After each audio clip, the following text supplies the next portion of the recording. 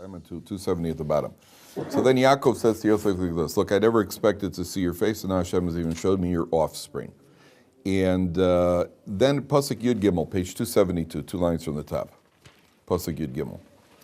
Vayikach Yosef es shnehem, Yosef takes the two sons, as Ephraim biyamino, mismol Yisrael, he takes Ephraim in his right hand, to the left of Yisrael.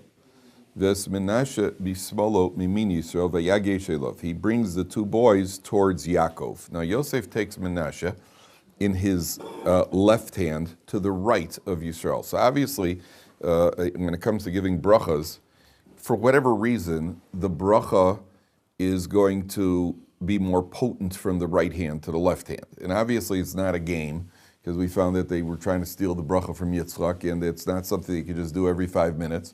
And the bracha is often right before death. One of the reasons you find that they gave the brachas before death is because when a person is on the verge of death, he's at a higher spiritual level. And at the higher spiritual level, he wants it to come from a source of greatest potency, whatever a bracha is. Now, there are different descriptions of what a bracha is. There's one opinion that the way a bracha works is, there are different opinions. So one of the opinions, the way a bracha works is, I am blessing you that what you deserve, you should get. Hashem should give you what you have earned through your actions. There's another type of bracha where the tzaddik gives the bracha that you don't really deserve it, but that the tzaddik will give you some of his merit, and in his merit you should get the brachas. Okay, so there are different opinions. Whatever the bracha is, you see that you see that in the Torah they make a fuss out of it. Yaakov wants the bracha, now they're going to give the brachas here, and it depends if it comes in the right hand from the left hand. And so he brings them over to Yaakov Avinu, and he puts Ephraim's Menashe is in Yosef's left, which is to the right of Yaakov, and Ephraim, the younger one, is in the right hand, which is to the left of Yaakov. Okay, now pay attention carefully. You have to see the words inside. Vayishlach Yisrael es yamino. Yaakov stretches out his right hand. Vayoshes al rosh Ephraim. He puts it on the head of Ephraim. V'hu hatzoir. He's the younger one.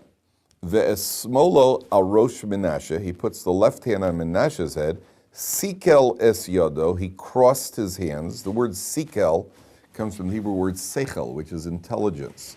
He did something with forethought over here when he crossed his hands. It wasn't just he crossed his hands. Ki Menashe ha-bechor, because Menashe is the firstborn. Now, do you see anything wrong with that bracha? Do you say, not with the bracha, do you say anything peculiar, not wrong, anything peculiar about that explanation for what he did?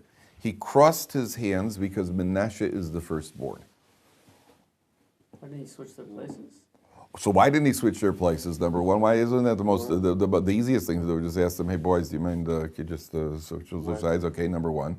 And number two, but even in the structure of the pasuk, he crossed his hands because Menashe is the Bechor. Would you have written it that way? Let's say he crosses his hands. Why did he cross his hands? Wanted to bless Ephraim with the right hand. Right, so I would have said he crossed his hands even though Ephraim's the younger one, or to get to Ephraim. If you say he crossed his hands because Menashe is the Bechor, it sounds like he wants to avoid Menashe. Right? That's a peculiar way of writing. He crossed his hands because Menashe is the Bechor. Why cross your hands? Why? First of all, like Yishai is asking, why don't you just have the boys switch around? Second of all, if you did cross your hands, he wasn't trying to cross it. There's nothing wrong with Menashe. There's a big tzaddik. He wasn't trying to avoid Menashe. He's trying to get to Ephraim with the right hand. So why did Torah write it that way? So the truth is that one thing answers the other. One thing answers the other. Why didn't he have them switch them around? Why didn't he switch them around? Could you imagine he come in and say, they would have known. They would have known, and assuming they knew, which is not so clear, we'll see in a second, but even if they would have known, that's very embarrassing. You know, do you mind, can you get out of my seat? That's very embarrassing. Oh, fellows, can you switch around? Then you're telling Menashe that you're not as prominent. So Yaakov, it's answering your question. The Torah is answering your question. Why didn't Yaakov have them switch around? Why did he resort to hand switching? Because Menashe is the Bechor. He didn't want to embarrass him. And he's got no choice over, so he switches hands. He doesn't want to embarrass Menashe because he's the Bechor. So you don't want to have them switch around. Then I later saw a commentary that says that when he crossed his hands, see, when you get a bracha from someone, you lower your head. Right? When you get a bracha, you lower your head down. That they didn't even see what was going on. Yosef saw what was going on. They didn't see what was going on. They're down there, and he feels Zadie's hand on his head. He doesn't know what Zadie's doing up there. Their hands, they're bowed down like this in subservience to Zadie, and next thing you know, there's a hand on there. They don't know what's going on upstairs. And that was all because Menashe is the Bechor. Why does he want to get to Ephraim? So, first of all, Ephraim is the Torah learner. Menashe was running Yosef's palace. He was in charge of public affairs in Egypt. He was Yosef's second in command. Ephraim was over by Yaakov learning Torah. How old were these kids? They were at this point, let's see, that's a good question. Yaakov came down, they were born before the famine. This is after 17 years. This is 17 years after Yaakov's arrived. They are at least, Menashe could be as old as 26. He could be as old as 26. They're likely in their 20s already because they were born before Yaakov came down to Mitzrayim, and it's already 17 years later. Yes. It seems like a constant variable in Yaakov's life with the younger. Good. We'll see about that in a second. Very good. So Menashe occupies a very important position in Jewish life. He's running things administratively, and he's doing a tremendous amount of chesed. But Ephraim takes precedence because he's the one who learns Torah. He's the one who's learning Torah, so he takes precedence. He's been learning Torah with Yaakov Avinu, therefore he's entitled to it. Now, let's look at the bracha. Vayevarech es Yosef vayomar. We'll get to what you said, Eliasaph, in a little while. Vayevarech es Yosef vayomar. He blesses Yosef, and he says, the biggest blessing is that people ask, well, he's not blessing Yosef. He's blessing the boys. Why is it a blessing to Yosef? And the biggest blessing in life is that the grandfather should be around to bless his grandchildren. It says, Vayevarech es Yosef vayomar ha'elokim asher yitzolcha avosai lefanav Avram v'Yitzchak. The God who my forefathers went before him, Ha'elokima roe osi, the God who has tended me, me'odi ad hayom hazeh, the God who has tended me from my inception to this day. And by doing this, what he's doing, he's calling in the merit of the forefathers. That means Avram and Yitzchak and his own merit, right? He's calling it in. Now, how long has God watched over Yaakov Avinu? So Yaakov Avinu says, me'odi, from my inception. How does the Art Scroll translate that?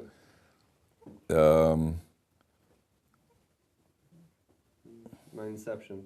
They say my inception? Good word. He says, Me'odi ad hayom hazeh, until this day. Now watch something incredible. Take a look at the word Me'odi, gentlemen.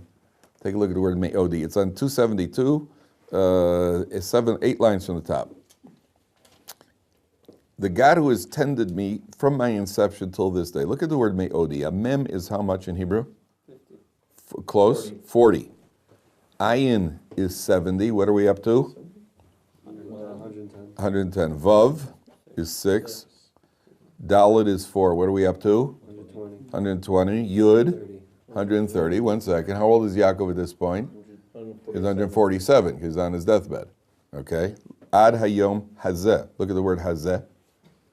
Hey is 5. Zayin is 7, is 12. And hey is 5 is 17. Right?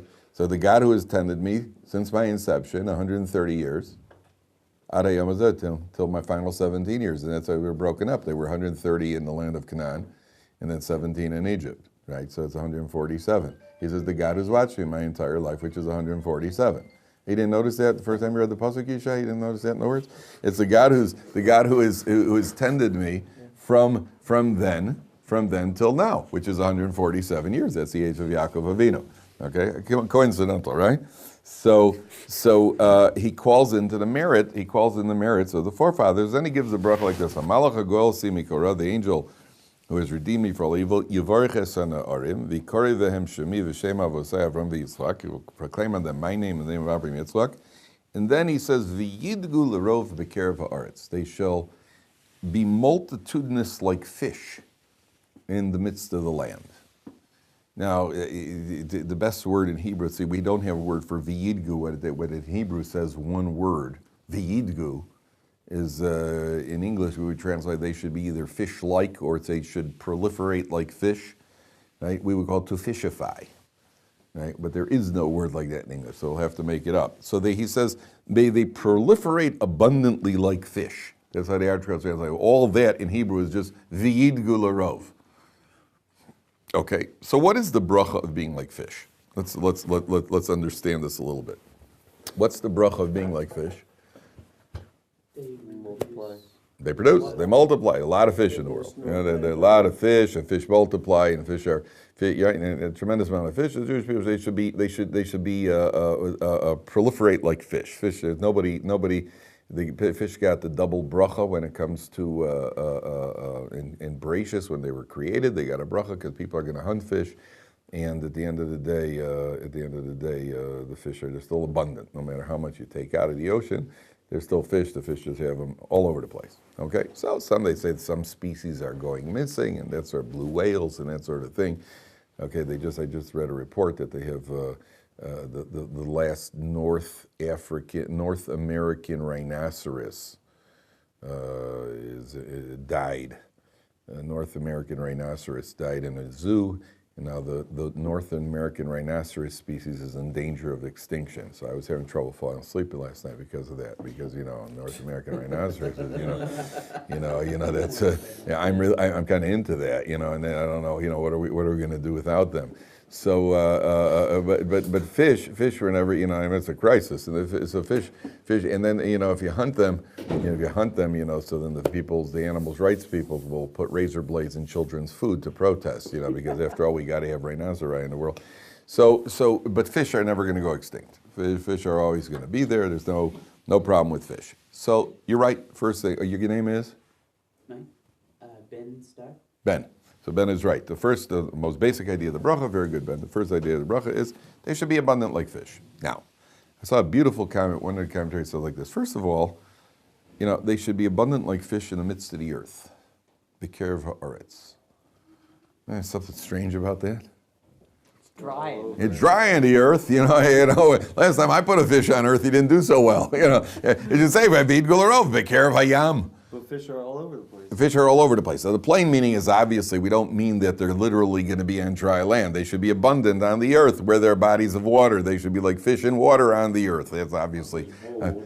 there's more water than earth. But he calls it b'kerev ha'aretz. But it seems a little odd that they should be like fish on land. They should be abundant like fish on land. Okay, obviously the plain meaning is clearly that he's saying they should be like, we talk about there are fish on planet Earth. Right? We talk about all the fish in the earth.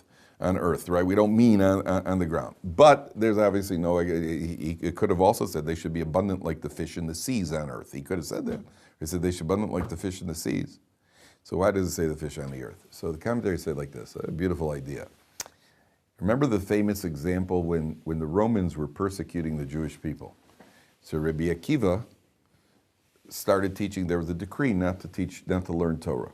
So Rabbi Akiva went out and he taught Torah in public, in defiance of the Romans. So a man named Papus ben Yehuda came to Rabbi Akiva and he said to Rabbi Akiva, what are you doing? You're endangering the Jewish people. So Rabbi Akiva said in a famous example, he said, the fox once saw the fish scampering around in a panic in the water. The fox came over to the fish and said, why are you guys all panicked? So the fish says, listen, the hunters are coming. They're throwing the nets into the water, trying to capture us. So we're trying to avoid them. So the fox says, well, I got an idea. Why don't you come out and live on dry land just like our ancestors did together? So the fish said to the fox, you're supposed to be the wisest of the animals. You're nothing but a fool. Because if in our natural habitat, which is the water, we're endangered, then certainly if we leave our natural habitat and go out on dry land, we're going to be in even worse danger. So he said to Papus ben Yehuda, if we're in danger when we're learning Torah, we're going to be even plenty of danger when we're not learning Torah. It'll be even more danger. Torah is water. It's our natural habitat. And if in our natural habitat we're in trouble, so it's not because of the Torah. It's in spite of the Torah. So without Torah, we're certainly going to be in danger. That's what Rabbi Akiva said to Papus ben Yehuda. So the commentators say, you know what bracha Yaakov was giving? Saying, listen, there are going to be times in history when you're not going to be like fish in sea. You're going to be like fish on dry land. You're going to be in gullus. You're going to be persecuted. You're going to be all over the place. And even then I give you a bracha that you should proliferate. That the bracha should be like a fish on land. Even when you're not in your natural habitat, even when you're in gullus, and you're not in the natural habitat like fish are in water, even then I give you the bracha that you should proliferate, which is why the Jewish people have never gone lost. And that's why we have the bracha nowadays. I mean, you see family sizes in Israel, you've been around, you see the family sizes, 8 kids, 9 kids doesn't even turn a head. We have 8 children in a family, 9 children, 7 children, it's a family. 11 kids, okay, starting to earn some respect. 13 kids, all right, AAA.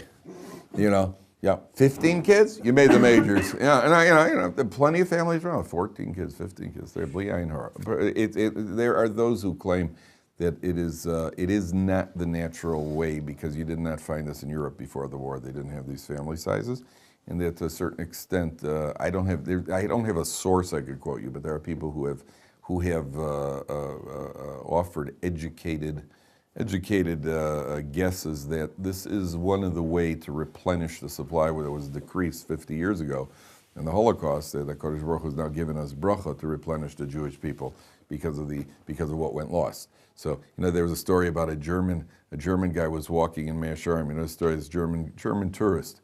So he's walking in Mea Shearim. He sees this Chassidish guy is pushing a buggy.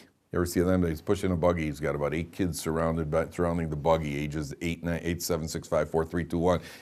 With 2 kids in the buggy. And he's pushing the buggy, and this German tourist is there, and he says, "Hey, don't you think it's a little selfish to bring so many kids into the world? So how am I planning on having?" So the guy says, "You're absolutely right. We'll stop when we get to 6 million." So everybody's worried about him being selfish. So so that's the first bracha. Now there's a second bracha here, which I'm absolutely. I find that this is, as Rav Shimshon Rav Hirsch says this. I think this is so true. This is just so true. Imagine explaining Yiddishkeit to a non-Jew. You got to explain Yiddishkeit to a non-Jew. I've been in these situations where there's a secular Jew. A secular Jew, I'll try to bring him in, invite him in, and right, and there's a non-Jew. Okay, now see, a secular Jew still has a touch, and Judaism has a touch. A non-Jew is clueless. A non-Jew starts asking about Judaism. What am I going to explain to him? He says, "Why is it that you can't separate cucumbers from your salad and from your tomatoes on Shabbos?" I was once sitting, and a Jew told me, "You're not allowed." Is that true? What's the idea behind it? Now, you understand where I got to go with this?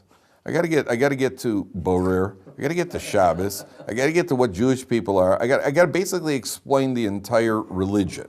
Okay? Imagine a non-Jew looking in a Torah home and seeing little Jewish kids training a Jewish child in the laws of Shemitah. Watching a Jewish woman light Shabbos candles, right? And she, "Oh, that's beautiful." Do you know what's behind all this? You're so far removed from seeing what's going on in a Torah life that a man learns Torah and the wife works, or the wife works and the husband works, and they're raising a frum family. You know how far removed you are from understanding what is going on in that home. A man is frum, he works, he learns Daf Yomi. What are you trying to? How can you apply? It's like explaining colors to a blind man. How can I possibly explain to you what this is all about? It is almost as absolutely absurd. There's an absurdity which is so absurd you can't even begin to explain why it's absurd. Right? It is an absurdity that doesn't even begin to be capable of explaining it. It's like telling you that I have a 4-year-old who's involved in rocket design. In engine design. Well, why doesn't that work? You know how much you'd have to get through. It doesn't even begin. To explain to somebody from outside what's going on in a Jewish and a Torah life, and unfortunately even secular Jews are unaware till they taste it. So when are you going to start explaining? So how can I possibly explain to you? It's something you can't even, we're in a different zone completely. So he says, that's what it means, v'yidgu l'rov b'kerev ha'aretz. When you look at fish, did you ever have a daydream you like to be? Did you ever look at a bird and wish you had wings? Doesn't that ever happen? You're thinking, and you even try to imitate what it's like having wings. You sit there, yeah, we really need, probably. Usually it's happening in a shear when you're spacing out, and all of a sudden, and your daydream could take you so far. Next thing you know, some guy in shear looks at you and he sees you're doing like this. You could be sitting on a bus, and all of a sudden you're starting to look, just looking around, and you pretend you have an itch or something. But really, what you've been doing is flapping your wings or trying. Okay, so we all would like to be birds, and we even imitate. I wonder what it's like. I wonder I would glide like this. I would hold my head. We practice in front of. What about being a fish? We've done that. You make the face, and then you try imagining, gee, what it's like breathing water. And sometimes you look at it and you're thinking, if I was breathing water, your daydream could actually get you coughing because you can't. It's so real. I can't breathe water. I would actually start choking. I can't breathe. So Yaakov Avinu is saying, you know what the Jewish people are going to be? You know what the Jewish people are? V'yidgu l'rov b'kervos. When you look into a pond of fish, do you know what's going on down there in the fish world? They know very little about what's going on. I certainly know what's going on with the fish. Can you imagine? Guys like, hey, fish are over there. Do you have any idea what's going on there? The Jewish people are going to be visible to the rest of the world. We're going to be like fish in the land. People are going to see us. There's a Jew. There's a Jew, and he's there he is. Do you have any idea what we're about? You have zero. You're clueless. I remember they're trying to explain the Daf Yomi to President Bush. The head of junior, the last President Bush, he was asking because he had that big thing, 100,000 people at the Daf Yomi Siyum. So they were asking, President Bush was asking about, saying, well, we've completed the Talmud. So he says, so how come only 100,000 people? Which was the Musar that he came from. Next time will be more. But you understand that's a classic. Now we're going to explain to George Bush why we're celebrating finishing a book. We finished the Talmud Bavli cycle. Oh, what cycle? 7 years. What is Talmud Bavli? Oh, it's the basic. So why are you? Where do you even begin? First, you got to explain what Talmud Bavli is, what learning involves, what a siyum. You understand how far removed he can't possibly understand? He sees a celebration. It's like when they had a protest they had a big protest against technology. Also in one of the, where was it? What's the stadium in America? MetLife Stadium or something. Major protest. Could you imagine explaining in Time magazine? They're reporting on their 50,000 Jews again in a anti-technology rally. What is it you have a problem with technology? The answer is, what don't we have a problem with? But where do you even begin explaining? So we're like fish. They have no idea what we're about. They can't. They see we have separate buses. You know what you have to get to in order to explain to them why Jews have separate buses, why the women are happier about the men than the men of having separate buses? You understand where this is coming? So you're going to be like fish. They look at you, they see you. You look like us. We all have noses, but that's where about the similarity ends, because we're living a completely different life. And that's why we're going to be like fish in the middle, fish in land. I was once in L.A. I was getting on the sleeve on the way onto the plane. So a guy walks up from behind me, he says, excuse me, sir, I'm the pilot. Can I ask you a question? So I was flat, well, the pilot, pilot, he says to me, excuse me, sir, are there Hasidic Jews outside of New York also? So, so I looked at him and I said, first of all, yes, there are. And second of all, I'm not a Hasidic Jew. Not every Jew who wears a black hat is a Hasidic Jew. There are different types. Now, I got to go into a world of explanation, and we're not going to make it between midway on the sleeve and the cockpit, So then he goes, oh, that's very interesting. I didn't offend you, did I? And I said, no, I wanted the pilot in a good mood flying the plane. I just said, no, and it was a big mistake. I said, well, actually, I am a little, I'm a little offended. Maybe a seat in first class, I'll get over it. I blew my opportunity. So I got it. But he's so clueless. He Hasidic, and he knows what a Hasidic Jew is. He doesn't know anything. He doesn't know. He's absolutely clueless. That's the way to call it. Okay, now. I was leaving LA. It might have even been on that trip. I don't remember. It was Motzei Shabbos. I get to the airport, and I got a Middle Eastern, my passport is issued in Israel, so they always give you a double. Usually they say it's purely random, but it's interesting how I've purely random selected every time for an extra security check. So I finish, I go through, but purely randomly because I look dangerous, And so I purely ran. They finish the regular security check, and then they say, "Sir, could you step over here?" And I walk over. Really nasty-looking cop with a thick mustache, L.A. police. I come walking over to the guy. It's about 11 o'clock on Motzei Shabbos. I come walking over to the guy. He looks at me. He looks me straight in the eye and says, "It's after Avdallah already. It's okay to travel." It's one of the tribe, So we got off. Well, what do you call it? I said, "Hey, there's one of ours." So, in any event, they're clueless. They're clueless. I was once stopped by a cop in Chicago. My back light was out. So a cop stops me on Crawford. He says, he stops, he says, roll down, he says, your back light is out over there. I say, yeah, I want to fix it. And he sees I'm wearing a knitted yarmulke. I was about 9. He says, hey, Cantor Mendelsberg? I said, yeah, I play ball with son Barry all the time. I said, really? He's a cantor in my synagogue. There I was. Chatting with the cop on a main drag in Chicago. No ticket? No ticket. Okay.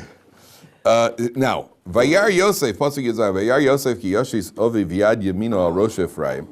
Yosef sees that his father put the right hand on Ephraim's head. Vayera be'enot. It was not good in his eyes. Vayitmach yad aviv lahaser osam al rosh Ephraim al rosh Menashe. He tries to take his father's hand. He sees Yaakov puts his hand on it. He's starting to give him a bracha. So Yosef didn't like it, so he tried to move his hand. Vayomer Yosef el aviv. Yosef says to the father, Lo chein avi. No, father. Ki zeh bechor. He's the firstborn. Sim yamincha al rosha. Put your right hand on his head. Vayemoin aviv. His father refuses. Vayomer yadati b'ni yadati. I know my son. Gam hu yelam v'gam hu yigdol. He will also be prominent, Menashe. V'ulam achiv hakaton yigdol mimeno. The son will be, a younger one will be more prominent. V'zar yemelo agoyim. And his offspring will be famous. What does it say? His fame will fill the nations. Okay. So Eliasaph asked, number one, we find this pattern that develops in the Torah where the younger one takes precedence over the older one. Moshe Rabbeinu before Aaron, and what do you call it? Yosef before the other tribes, and Ephraim before Menashe, and Yaakov before Esav. That's a pattern that repeats itself in Torah several times, number one. Number two, Yosef is proto. What do you think is bothering Yosef here? He doesn't want the older brother to get jealous of the younger brother. Yosef himself knows what happens when you start switching things around. Right? Yosef says, no, Dad, no, anything but this. I know better than anybody else. And Yaakov says, Yadati b'ni yadati. I know. And he says it twice. I know from my own experience, and I know from your experience. Yadati b'ni yadati. I know. But it still has to be done. Okay, now, what they explain as far as why the younger one has taken the precedence, I don't know anything about the concept. I'll only tell you what the words are. What they offer as an explanation, you have to go to somebody who's into Kabbalah or whatever. What they talk about is they compare it to the peel and the fruit. That the first one is the peel. Then you have to get to the better one, which is the fruit. Right? Don't know what it means. But that the first one takes something with him, but the second one is left to be the what? I don't know what that means. I don't know what it means, but you do find that pattern repeating constantly. Now, look at the bracha. We're talking about all children? No, I'm the second one. No, we're not. It didn't work out that way. We're not talking about all children. That's one of the explanations they give why you find in the Torah that the second one is like the peel of the fruit. It's the peel and it's the protector, and then it's the fruit itself. Don't know what it means. Throughout the Torah. Throughout the Torah you find. Yeah, none of these things that we apply. And none of these things really make a difference to us on a practical level. Because on a practical level, you still have to do whatever you have to do. It's not like, oh, well, I'm the fruit, so I'm going to sleep late this morning. It doesn't work that way. You're the fruit. You still got whether you're the fruit or the peel or the seed, you still got to get up and go put on your tefillin. So it doesn't make any practical difference. Just as a question in the Torah, why do you find that? There's some prominence that the younger one has. Okay. Now look at the bracha. So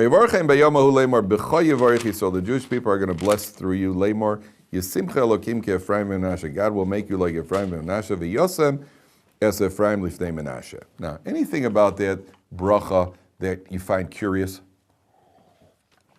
Anything about the bracha that you find curious? Parents give, you've been in Shabbos homes, parents give their children a bracha. So the girls are blessed that God should make you like Sarah, Rivka, Rachel. Page 274. Girls, their father blessed them, you should be like Sarah, Rivka, Rachel, Leah. And here we have Menashe and Ephraim. What's that? Yeah, instinctively, who would you say to bless a Jewish child? Avraham, Yitzchak, and Yaakov, bless them like Moshe and Aaron. David is always good. Yosef Tzaddik. Where did Ephraim and Menashe come in? I'm okay, they're good. They're tzaddikim, but they're not even in the ushpizin who come to the sukkah. Why Ephraim and Menashe? So the Mefarshim explains several reasons, several ideas here. Idea number one is that we don't find that jealousy. We don't find the jealousy that you would have expected. We never find that Ephraim had any resentment for Menashe, ever had any resentment that Ephraim was placed ahead of him. And one of the biggest brachas that parents want for their children is that there should be no sibling rivalry among you. Sibling rivalry is a reality, And sibling rivalry does not disappear just because you get older. If anything, in many cases, it gets even worse. Because you have an expanded family and your brother's making more money than you and your sister's got better kids than you, and it never ends. Sibling rivalry is a reality. And it's a reality that can be overcome. If people are mentioned, it can be overcome. But it's definitely a reality because this is your nearest competition. And therefore the Torah comes along and says, you know what, first bracha to the children, you should be like Ephraim and Manasseh, that we didn't find any rivalry among them, you should be like them, number one. Number two, Ephraim and Manasseh are unique over any of the other tribes, for sure. And the uniqueness is that while Yaakov raised his family in the land of Canaan, so they've got a Jewish community over there, Yaakov, his sons, they got a shul, they probably got 2 shuls, they got a Nate's Minyan, a mikveh, a Chinese restaurant.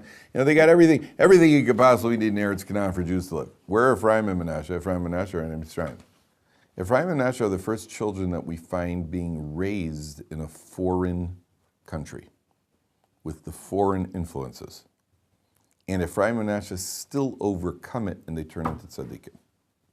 The bracha to the children is to raise children. Could you imagine a guy who raises his children on the campus of Florida State University, and the kids are from, you know, they have payas and a gartel, and they speak Yiddish, you know, after coming off of Florida, after raising their whole life on Florida State University. That means they've overcome every temptation known to man, and they've come through. Ephraim and Manasseh were raised in the land of decadence. They're raised in Egypt, and in spite of everything, they are good Jews. That's the bracha to our children. Bracha to our children in our day and age, this is more prevalent than any, more essential than anything. Our children should be raised as good Jews in spite of all the negative influences around us. Sort of the vulgarity, the crudeness, the coarseness, and the valuelessness of the world. We bless our children. You should be like Ephraim and Manasseh, that you should be able to overcome all of the negative influences in the world around us. That's the bracha.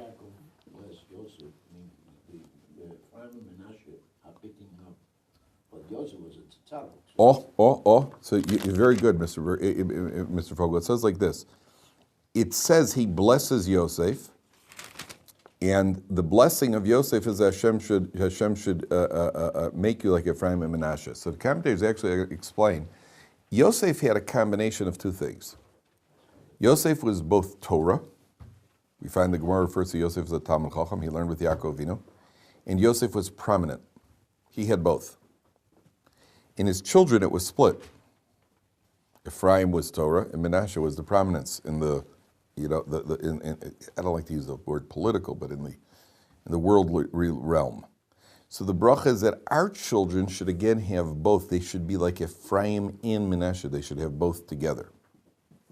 Our children should have, just like Yosef had both together, our children should have both together, but which one comes first? Ephraim. The Torah is always the priority.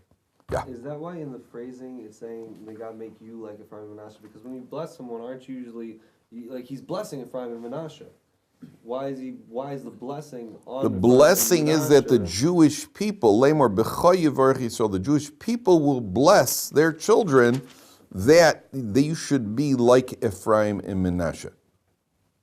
So if you're blessing people that they should be like these people, that's a blessing. That means these people must be prominent. I understand. You're asking why is that a bracha to Ephraim and Manasseh? The bracha to Ephraim and Manasseh, he already gave them the bracha. You should be like Vid Gulo V'Kervar. So you're asking. That's a good question. Why the Jewish people blessing the Jewish people? They should be like Ephraim and Manasseh. Why is that a blessing to Ephraim and Manasseh? That's a good question. I don't have an answer for it. I don't know. Why is that? That's a blessing for Ephraim and Manasseh. I guess he's telling Yosef that that's a sign of what Ephraim and Manasseh are going to be, that the Jewish people are even going to see them in such a way that they're going to be the symbol of blessing. Or is it like you're Ephraim and you're Manasseh, but may both be like each other? Like It doesn't say that. It doesn't say that. It says this is a blessing to the Jewish people. Okay, gentlemen, we'll continue tomorrow with the bracha that Yaakov gives the rest of the sons. Okay.